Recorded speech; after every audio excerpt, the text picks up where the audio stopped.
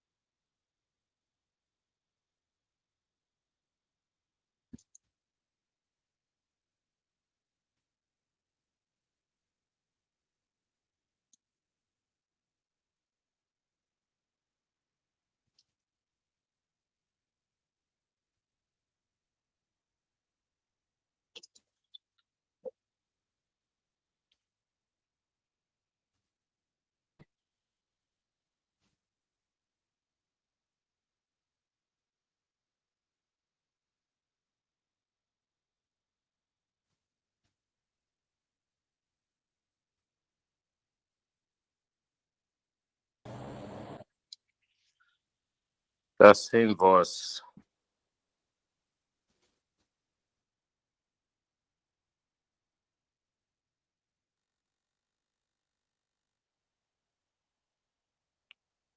Fernando, estamos sem som. Ele não estava.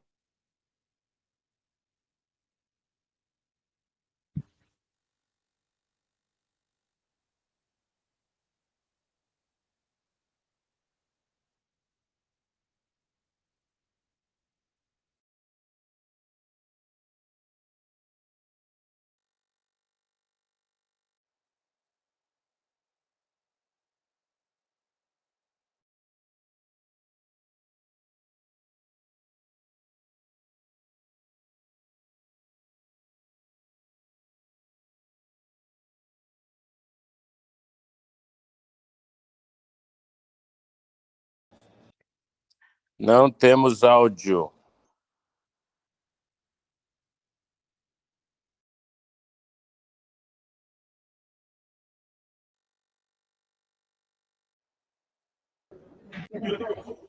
É um prazer receber. Aqui alguém nos visita? Ok, Thales, chegou. Chegou, agora está beleza.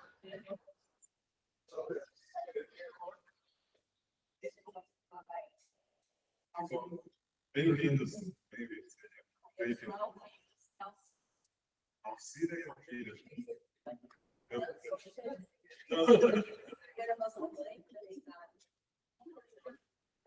Ah, sim. Mas o nome faz gêmeos. Seja bem-vindo. E qual é o seu nome? Rosana. Seja bem-vindo à nossa classe. Temos mais uma irmã de hoje. Quanto que nós também? Nossa, mas nós somos aqui hoje. Bacana, né? Arisete. Sejam bem-vindos.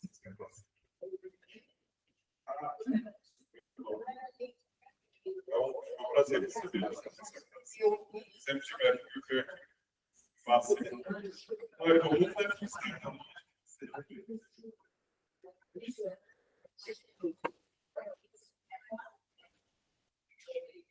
Muito bem, esse é o momento também que você participe conosco através dos pedidos e agradecimentos. Você que está na nossa sala virtual pode participar enviando o seu pedido através do chat ou pode abrir o microfone. E para você que está nos assistindo pelo YouTube, pode enviar também o seu pedido no chat, que a gente faz a leitura aqui. Alguém aqui gostaria de fazer algum pedido ou agradecimento? Aí leva o microfone para vocês. Já resolvi.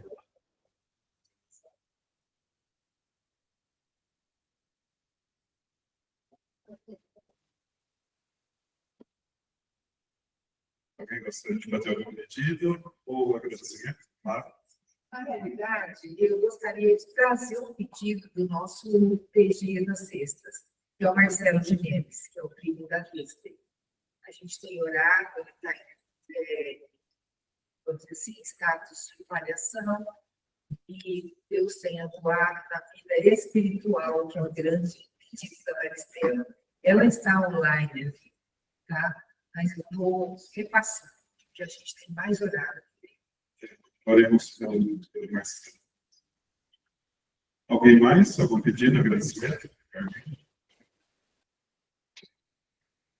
Eu agradeço por estar aqui, obrigado que Deus nos deu para estar aqui hoje. Nós viemos para uma formatura do meu neto, né? E eu estou muito feliz, né? Eu estou muito feliz.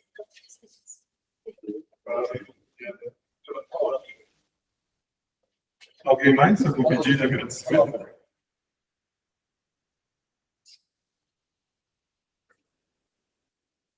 Não temos mais pedidos? Na sala virtual? No YouTube? YouTube eu não vi.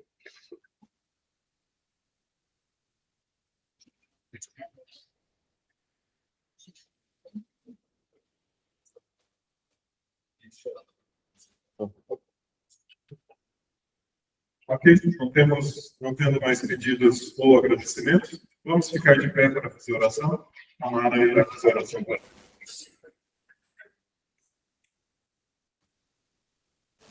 Pai nosso que está nos céus, santificado seja o teu nome. Nós queremos dizer que nós estamos no pedacinho da tua casa e a ti nós rendemos todo o louvor, adoração e agradecemos pela paz que reina quando estamos em especial na tua casa. Senhor Jesus, nós trazemos angústias, nós trazemos preocupações, temos pedidos que foram colocados, também gratidão, mas tem tantos pedidos, Pai, que estão no coração das pessoas, pedidos que a gente não tem noção, mas o teu povo sofre nessa terra. Nós te pedimos, Senhor Jesus, sabedoria para este momento, perdão pelos nossos pecados, e que o Senhor, que o Espírito Santo, fale continuamente na nossa mente para nos libertar dos pecados. Nosso professor hoje necessita da ação do Espírito Santo de maneira especial, como tem sido. Dê a ele toda a sabedoria e a nossa mente para ser aberta. Senhor Jesus, nos conduz para a tua volta. Nos ajude a estarmos prontinhos para dizer: esse é o nosso Deus a quem nós aguardamos. E com ele vemos para a eternidade. Rogamos essas bênçãos, te agradecemos por tudo, em nome do Senhor Jesus.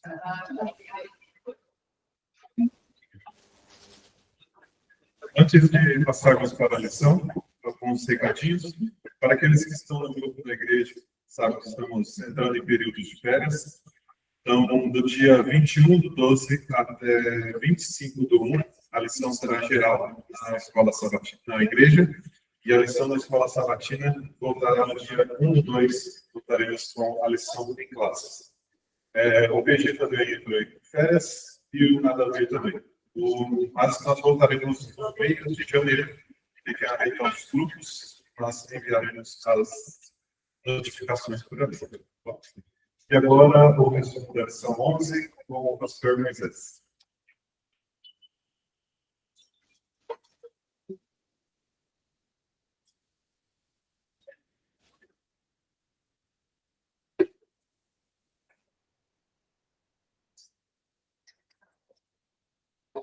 Bom sábado. A gente sabe que chegou o dezembro por duas razões. Primeiro, porque metade da classe está viajando e a outra metade da classe é estudante.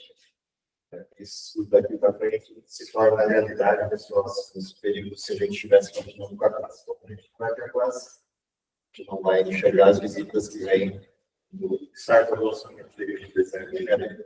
Mas a gente, então, bem-vindos, que estão comprovados, bem-vindos para conhecer a casa e citar os filhos nessa reta final, mas fazem alguns para a gente, como professor, como vocês, como família, porque essa é uma cena interessante. Vamos à lição, a gente tem pouco tempo, são os prazos de programação de ano. Tem as dúvidas da lição e versos, para a gente começar. Consolador, o Espírito Santo vai enviar em meu nome. Esse ensinará a vocês todas as coisas, fará com que se lembrem de tudo que eu lhes disser. Digo ao Pai, ao Filho e ao Espírito Santo. Esse é de João 14, verso 6, que é a apresentação que Jesus faz da pessoa do Espírito Santo como aquele que acompanharia os discípulos em função do fim do ministério de Jesus. O objetivo da lição dessa semana, a gente vem aí a duas lições olhando especificamente para Jesus, num aspecto bastante importante do seu ministério, e agora a gente sai desse tema comum que vínhamos estudando para um outro tema aí, o João. João é um texto interessante por uma série de razões. A primeira dessas razões, talvez a mais interessante do Evangelho de João, é o legado que João traz da pessoa de Cristo. O Evangelho é um Evangelho de defesa de Cristo. É um Evangelho nesse aspecto. João defende a divindade de Jesus desde a primeira página do Evangelho. João apresenta Jesus com características bastante distintas daquelas que os outros evangelhos apresentam. repete algumas das características dos outros evangelhos, mas há uma preocupação intensa de João de defender o Cristo divino e defender o Cristo humano na sua forma plena. É João quem descreve Jesus como humano de maneira muito particular, e é João quem descreve Jesus como divino de maneira muito precisa. A segunda característica interessante do Evangelho de João é a concentração que ele tem nos eventos finais da história de Jesus. Metade do Evangelho é a descrição final da história de Jesus. A outra metade é um passeio sobre os principais eventos de Jesus, como seu ministério, descrevendo esses dois aspectos, a humanidade e a divindade de Cristo.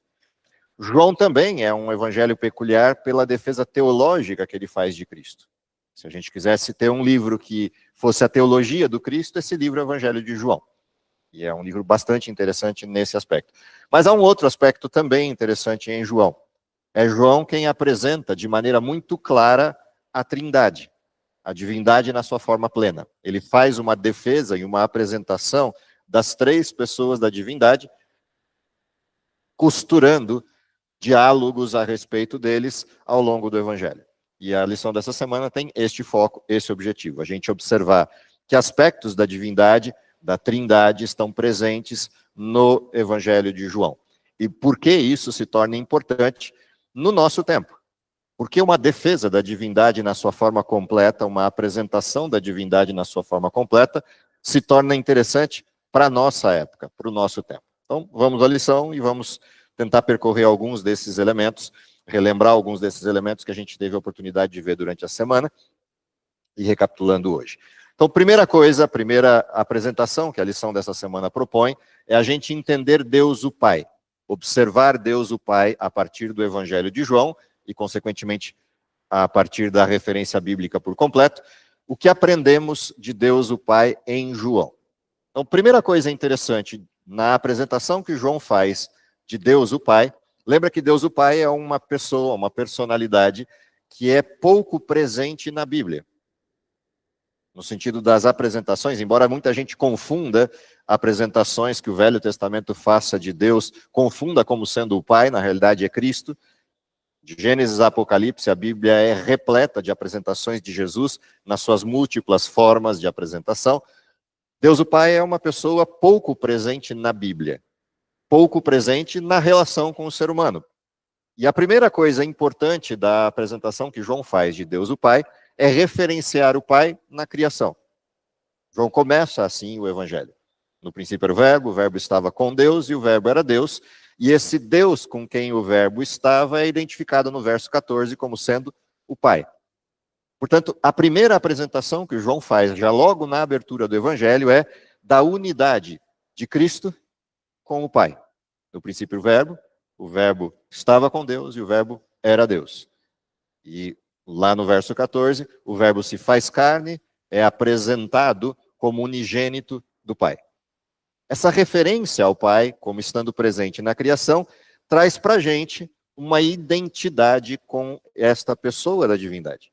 Ou seja, ele não é só Pai de Cristo, ele é Pai de todos. Ele não é só um com Cristo, ele é um em Cristo com todos. E essa é uma apresentação importante que o Evangelho traz. Por que ela é importante? Porque o pecado quebrou essa relação. Embora Cristo seja o agente da criação, e portanto até poderíamos, por deferência, chamar Jesus de Pai, Jesus faz algo interessante na criação do ser humano. Ele torna a criação que era singular uma criação plural. Façamos o homem conforme a nossa imagem. Ao tornar plural a criação, Cristo nos inclui a um desenho familiar. E embora a gente não faça relações diretas, e não façam isso sem supervisão de adultos, fora daqui, brincadeiras à parte, embora a gente não possa fazer relação direta com isso, é interessante a manifestação da criação nesta abordagem de triuna. Porque você tem a figura do Pai, você tem a figura do Filho, e você tem a figura do Espírito compondo exatamente o mesmo desenho do núcleo familiar. A figura do Pai, a figura da mãe e a figura dos filhos. E ela é reproduzida no desenho da criação. Embora Cristo seja o agente da criação, na criação do homem os três se envolvem. E o produto desse envolvimento dos três é também três que saem como resultado: Adão, Eva e seus filhos. Portanto, isso se mantém no desenho humano. Porque é importante a primeira recuperação que João faz da figura do pai. Porque ele recupera o início desse processo.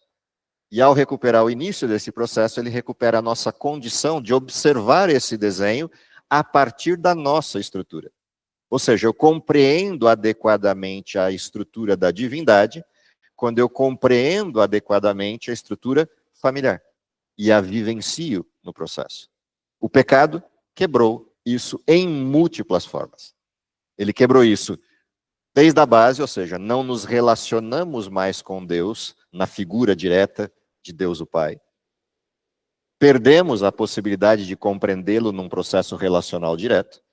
Adão foi o único que teve essa oportunidade, Adão e Eva foram os únicos que tiveram essa oportunidade de conhecer os três. Nós não. Portanto, a primeira referência é um resgate disso. Há um relacionamento que se quebrou e ele é recuperado, ele é resgatado a partir de Cristo. Portanto, em Cristo compreendemos o Pai. Em Cristo voltamos a nos relacionar com o Pai.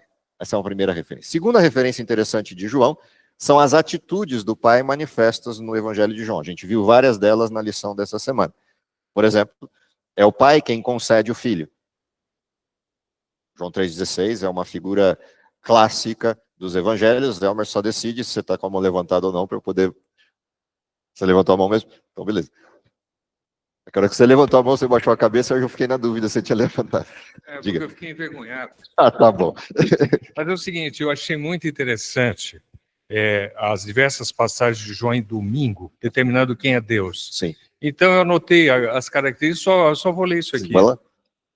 Primeiro, Deus é amor. Deus enviou o Filho para salvar. Deus é a fonte da vida. Deus é a base moral pela qual Jesus julga. Deus é a fonte da palavra de Cristo. Deus é fonte das verdades. Deus é fonte do conhecimento que leva a Cristo. E Deus é a fonte das bênçãos através do nome de Cristo. Eu achei demais toda a definição de Deus. Essa sequência de passagens que o autor selecionou, ela foi fantástica para isso. Bom, já que você puxou a sequência de uma vez só, então eu vou a partir dela. Você me economizou a vida. Não, eu vou com ela agora. Pode ficar lá perto do Elmer que ele vai lendo para a gente vai passar uma por uma agora. Facilitou minha vida. Há um monte. Então vamos lá. Primeira...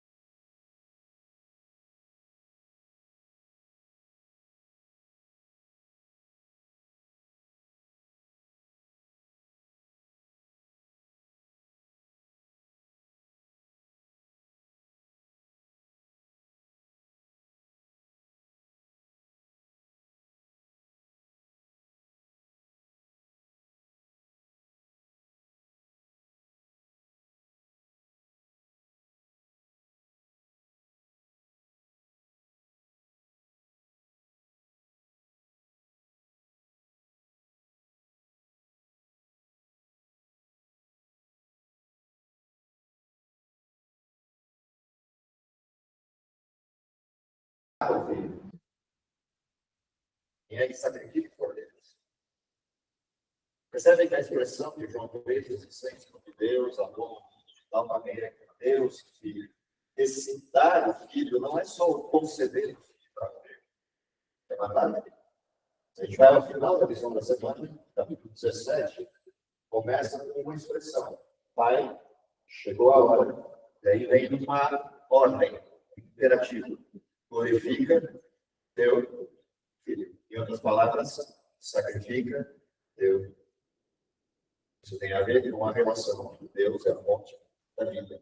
A vida está em Cristo, é a partir de Cristo que recuperamos a condição de retorno à vida, mas aquele que está executando o sacrifício é o Pai. Traduzida de forma metafórica lá no sacrifício de Isaac. Lembra quando Deus vira para Abraão e pede, quero o seu filho, o seu único filho, e eles sobem o morro. Quando ele está para golpear Isaac, Deus fala, pode parar. Não precisa. Não precisa por quê? Porque tem um cordeiro ali com a galhada presa no meio dos arbustos, que é esse que de fato precisa morrer. Então, essa é uma terceira expressão interessante a respeito do Pai. Quarta. Deus é a base moral pela qual Jesus julga. Lembram da fonte? Então, se eu lembrar do trono no céu, o que está abaixo do trono de Deus? Lembra da figura do templo? Tem os dois querubins, tem a glória de Deus manifesta sobre a arca, o que está dentro da arca? A lei de Deus. É a base do seu julgamento. É interessante que no mesmo contexto da arca, as duas manifestações também aparecem lá, que é a palavra, ou no caso ali, o pão, e aparece a soberania de Deus regendo o seu povo, manifestando a guia sobre o seu povo, que é a conduta manifesta na vara de Arão que floresceu. Esses elementos estão presentes ali, e são parte dessa base do trono de Deus. O que mais a gente tem? Deus é a fonte da palavra de Cristo e a fonte das verdades. Se a gente olha essa referência, e essa sim tem a ver com o tempo atual de forma muito clara, a perda da referência de Deus levou à perda da referência de toda a verdade. Qual é a fonte da verdade? É aquele que perdemos. Embora Cristo seja a verdade revelada, a fonte da verdade, na representação que a divindade escolheu, é o Pai. Cristo fala daquilo que o Pai lhe disse para falar. Portanto, a fonte da verdade é o Pai. O que significa que um mundo que perdeu a relação com o Pai, perdeu a referência da verdade. E olha que coisa interessante, se a gente olhar para as lições anteriores que a gente estudou. Como que o mundo vai descobrir a verdade outra vez se não há mais o Pai? É em João que a gente encontra isso também. Tá? Há duas pessoas, o Espírito Santo, mas o Espírito Santo convence as pessoas do pecado e leva as pessoas à justiça. Elas vão encontrar justiça onde? Se Cristo não está mais aqui. Nisto conhecerão que sois os meus discípulos, se vos amardes uns aos outros. O que significa que aqueles que são discípulos de Cristo manifestam o amor do Pai. Consequentemente, o mundo, quando encontra o seu pecado, procura por alguém que seja referência.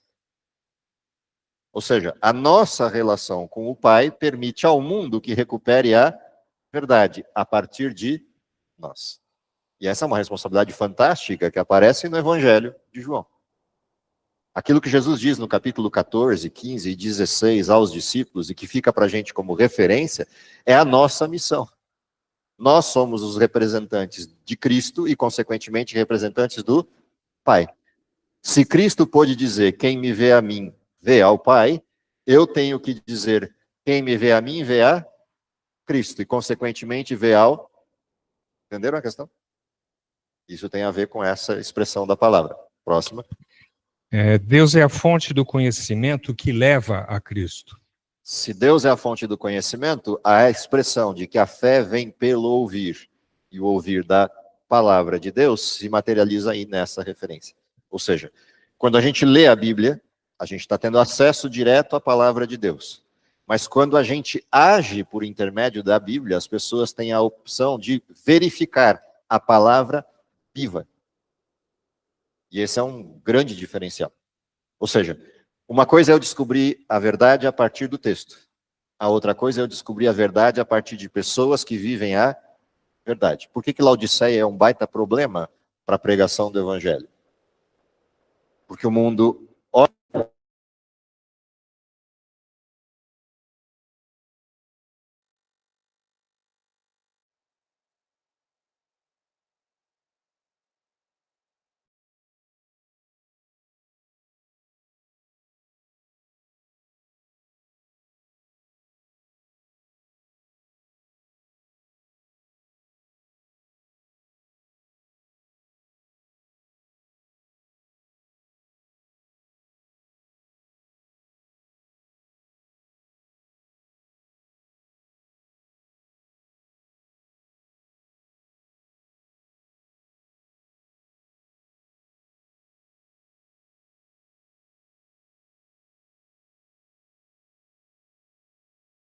Isso é uma lição bíblica. Toda vez que a gente ora para Deus, em nome de Jesus, e pede relacional e recupera, resgata a presença dos pés. Nós temos uma tendência, e ela seria natural, até pela forma direta do relacionamento.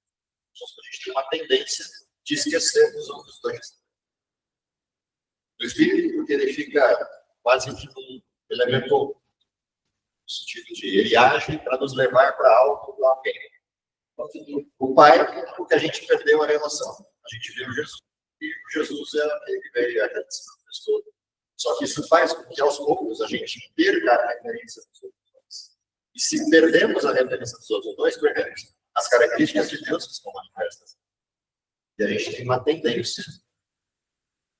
Deus que não é verdadeira. E olha que coisa interessante, né? A gente cria a falsidade de Deus, ou o falseamento de Deus, a partir de Cristo. Não porque Cristo seja culpado disso, mas porque a nossa compreensão de quem seja o Cristo, única e exclusivamente observando o amor na versão mais superficial dele, a gente perde a referência. Se a gente conseguisse olhar para Cristo e ver tudo que está manifesto nele, a gente teria a referência completa. Mas dificilmente isso acontece.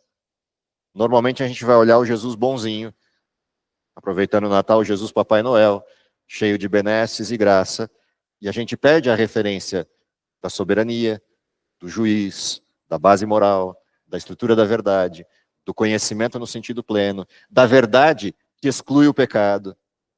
A gente perde essas referências olhando para o Cristo na superfície, na casca mais fácil, que é a casca do amor e graça que salvou.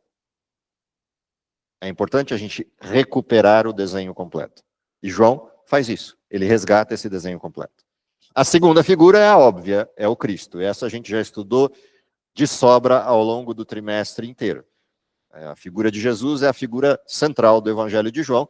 Não preciso resgatar todos os elementos, que a gente literalmente já sabe quase todos eles de cor. Mas o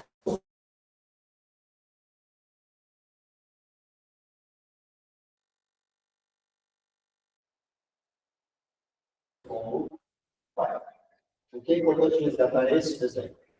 Porque é essa expectativa que o Pai tem em nós. A expectativa que o Pai tem em nós é que a nossa relação seja igual. Nesse sentido da relação íntima e direta com o Pai. Por isso que o Evangelho de João tem várias apresentações dessa relação. Ou seja, quando a gente ora para Deus, o Pai, ele é essa a forma como Deus se relaciona com o Pai. Mesma transparência, mesmo acesso. Essa é uma coisa importante deste processo. O que mais é importante neste processo em relação a olhar para Jesus nesse desenho? Lembrar que o sacrifício não foi de Cristo somente. Ou seja, quem estava morrendo na cruz ali não era só Cristo. Eu arriscaria dizer, obviamente fazendo uma analogia com o ser humano, não com Deus, porque com Deus o desenho é outro, mas se eu quisesse estabelecer um desenho de compreensão claro do que foi o sacrifício da cruz, eu tenho que lembrar que eu tenho um pai assistindo um filho morrer, com toda a agonia do que a cruz representa. E aí a gente entende o tamanho do sacrifício envolvido. Ele podia simplesmente estalar os dedos, aliás, não precisava nem fazê-lo, só pensar, e tudo aquilo se desfaria. E é por isso que os anjos não compreendem a cena num primeiro momento. Essa é uma outra cena interessante de a gente lembrar, tendo a oportunidade de ler os bastidores da cena, né? Tanto no Desejado quanto na História da Redenção, ler os bastidores dessa cena da cruz. Os anjos todos ali prontos, alinhados para simplesmente um olhar de Deus o Pai, e eles desceriam fulminando tudo aquilo. Literalmente com a ira manifesta de assistir a cena. E sem entender, vem o Pai passivamente acompanhando o processo. Até o último grito, está consumado, em tuas mãos entrego o meu espírito, e Jesus expirar. Se a gente lembrar da cena completa, a escuridão que baixou ali, o tremor da terra, a abertura dos túmulos, o véu do templo se rasgando do alto a baixo, o cordeiro escapando das mãos do sacerdote, tudo isso junto, ao mesmo tempo na cena, aí a gente entende a figura de Deus o Pai assistindo o processo. Então, olhar para o Cristo no sacrifício dele é interessante para a gente lembrar que tinha mais gente ali.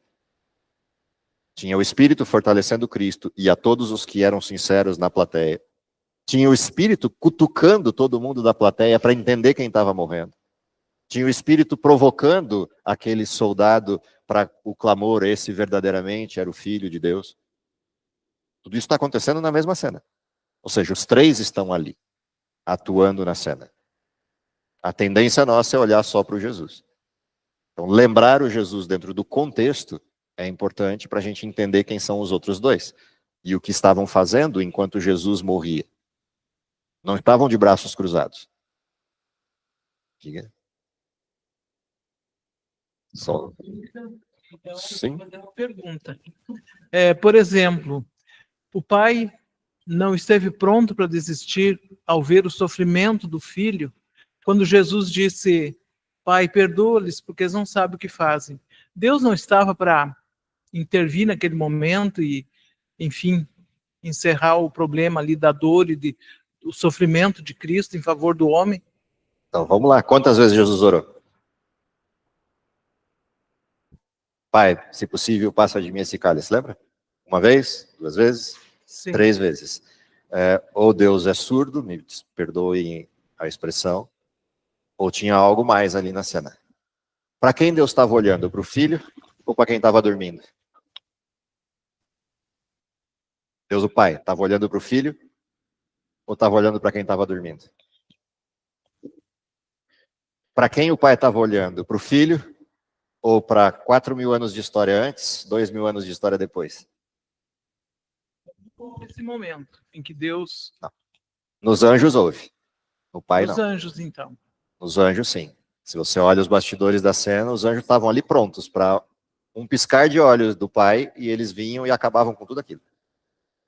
Seja na cruz, seja no Getsemane. Faça a tua vontade. Para quem Deus estava olhando? O Pai. Para mim, para ti, para ele, para os discípulos dormindo. E olhando para eles, fala, eu não posso intervir. Porque se eu intervenho, quem morre? Todos eles. E todos eles são meus filhos. Isso é o que a gente esquece. Então, voltar para a criação, olhar para Jesus nessa perspectiva, a gente passa a entender por que Jesus fez o que fez e por que Jesus diz o que diz. Faça-se a tua vontade. Não era a vontade de Deus que Cristo sofresse, como não é vontade de Deus que nós soframos. Mas alguém precisava pagar a conta. E Deus olha para uma humanidade inteira com possibilidade de salvação e diz, sim. Se há uma coisa de verdadeira na frase cruel dos sacerdotes e dos escribas, melhor que morra um do que todos os judeus, lembram? Quando eles acusam Jesus, se há uma coisa de verdadeira nessa frase, é a atitude de Jesus. Melhor que morra eu do que todos os que eu criei.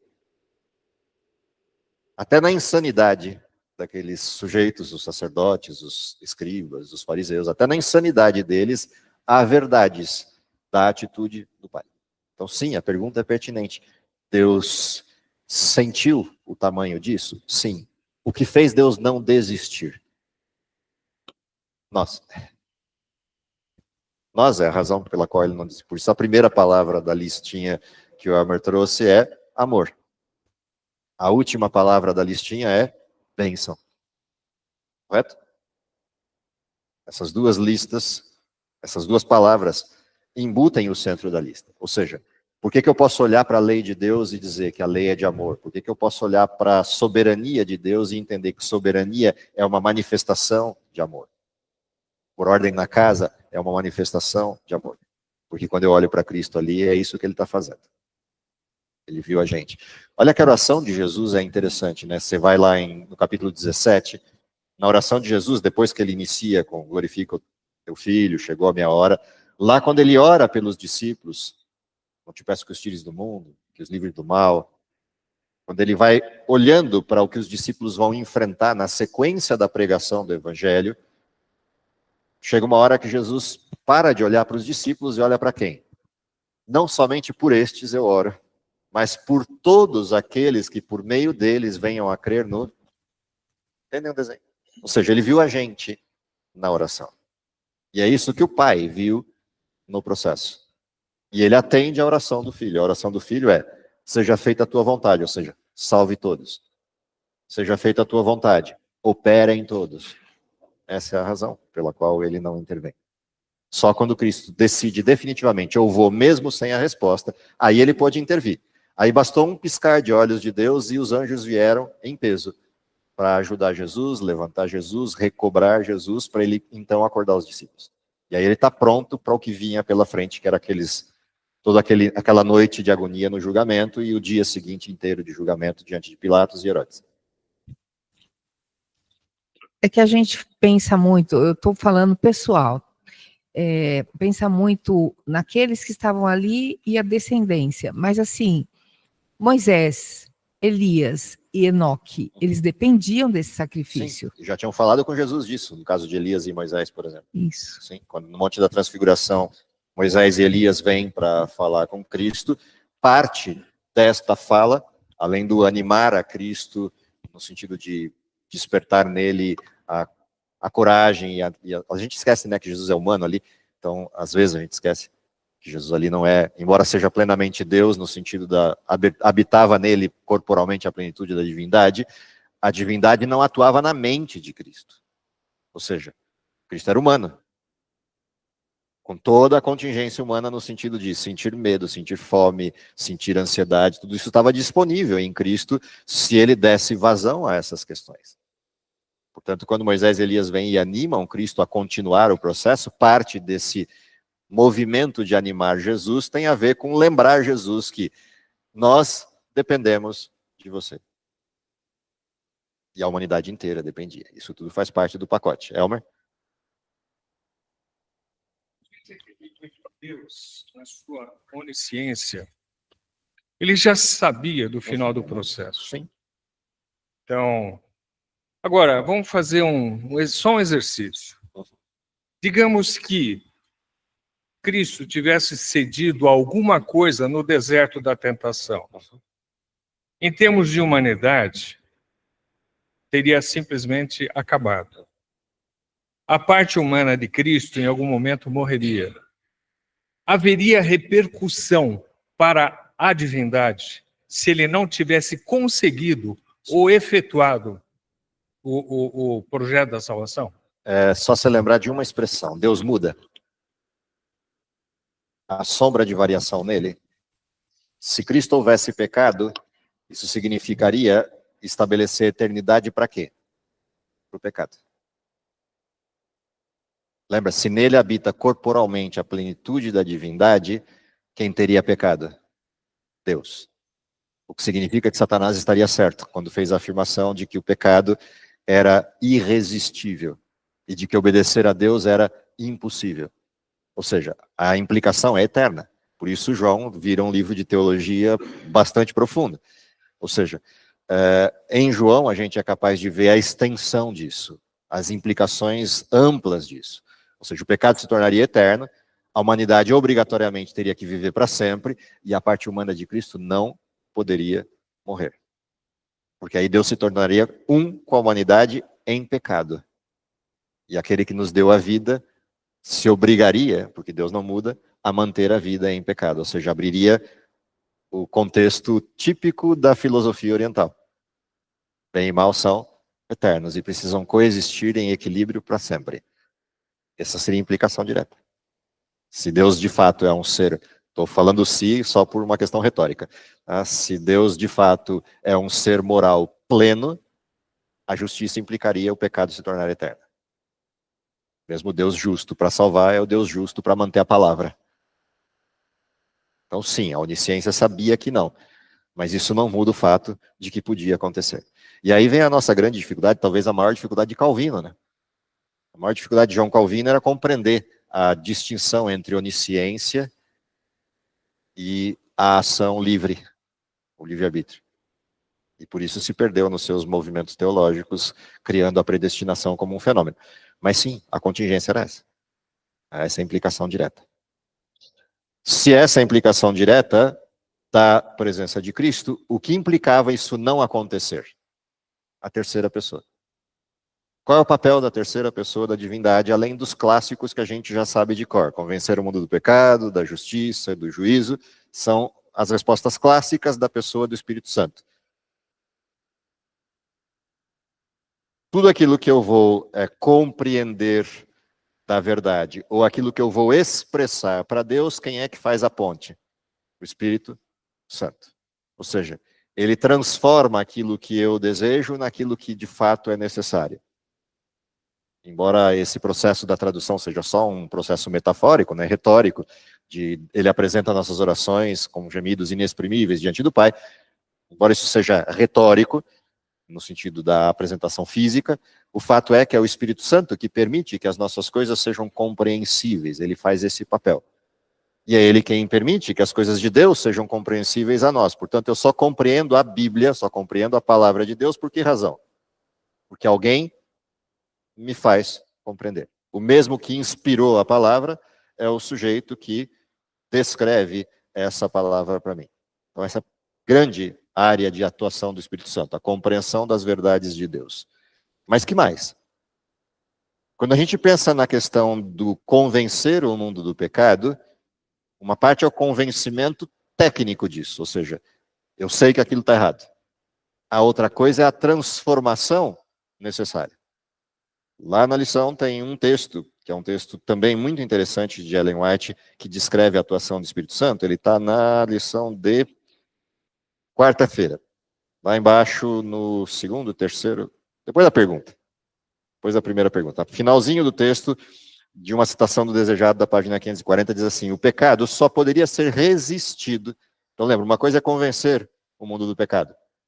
Mas Ellen White amplia isso, diz: o pecado só poderia ser resistido e vencido por meio da poderosa atuação da terceira pessoa da divindade, a qual viria não energia modificada, mas na plenitude do poder divino. Por que esse texto é importante? Por duas coisas. Primeiro, que mostra uma segunda parte do convencimento do pecado, que é quando ele me conduz à justiça e me apresenta a Cristo. A única alternativa de resistir ao pecado é o poder do Espírito. Essa é a primeira coisa importante. A segunda é a expressão. A terceira pessoa da divindade. E por que isso é interessante para o nosso tempo? Porque no nosso tempo se resgata um equívoco também existente nos dias de Cristo e existente antes de Cristo, que é de olhar a divindade a partir de uma única pessoa. Ou, na melhor hipótese, no caso do mundo do Evangelho, duas pessoas. E a anulação da terceira pessoa da divindade. No nosso tempo, século XX e XXI, a gente tem um crescente nessa direção, de anulação da pessoalidade do Espírito Santo. Transformando o Espírito Santo num poderzinho etéreo, uma fumacinha ou algo assim, que caminha pelo universo, ou permeia pelo universo, ou como se fosse o poder de Deus atuando em nós. Não, o Espírito Santo é uma pessoa. E essa afirmação, a terceira pessoa da divindade, é uma afirmação categórica aqui e categórica em João. Porque é João que diz: eu vos enviarei outro Consolador. E lembra, essa expressão Consolador é a mesma expressão Paracletos, que é a expressão atribuída a Jesus. Portanto, é outro igual a ele. Por isso, os discípulos não estarão órfãos.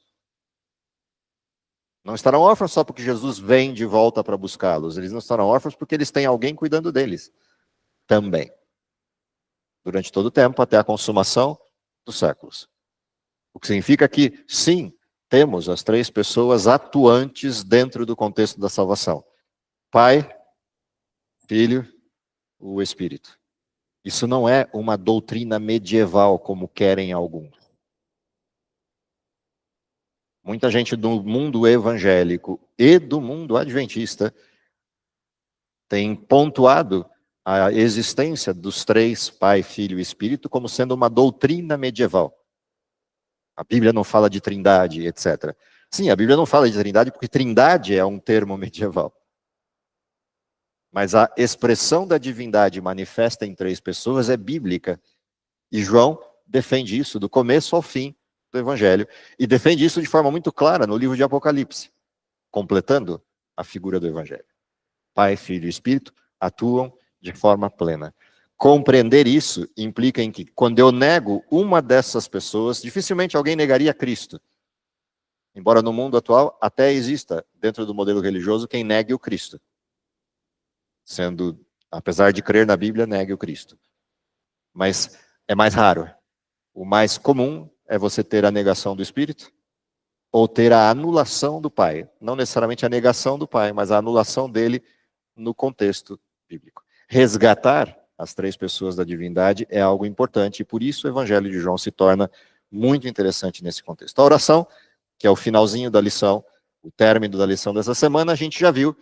O que me chama a atenção na oração, resgatando os 3 pontos que abordamos. Primeiro, o momento específico, chegou a hora, o que significa que o Pai e o Filho operam no controle desse tempo. O Pai como aquele que sabe todas as coisas, o Filho, no contexto do Filho humano, aquele que descansa no Pai, sabendo que o Pai tem o controle de tudo. Agora Cristo, como divino e pleno outra vez, no sentido de ter voltado ao céu, assume com o Pai a regência do universo outra vez. O Espírito opera em nós o cumprimento de tudo isso. Segunda parte da oração que me chama a atenção ali é o fato de que Cristo tem um olhar claro para o nosso papel nesse processo. Pede ao Pai que nos livre do mal e pede ao Pai que nos ajude a cumprir a missão. Terceiro aspecto, derivado desse, é temos uma missão. Temos algo para fazer. Ou seja, o Evangelho não é passivo em nós. O Evangelho é ativo em nós. Ele age em nós para a nossa transformação, mas age a partir de nós para a transformação do mundo. E aí nisso a gente compreende o texto de Romanos, lá no capítulo 12, da forma como isso deve atuar. Primeiro a transformação e renovação da nossa mente, para que em função disso, o mundo não seja mais o mesmo e nós não estejamos conformados com o presente século. Esse é o desenho, essa é a missão. Que Deus nos ajude para que isso seja a nossa realidade, que seja essa forma de cumprirmos a missão e podermos ver Cristo voltando, se possível, ainda na nossa geração. É o meu desejo para vocês e para mim. Com acompanhado de boas férias, boas festas, boa passagem de ano para todos. Nos vemos em fevereiro aqui na classe, a partir do 1º sábado de fevereiro. Ok? Vamos orar?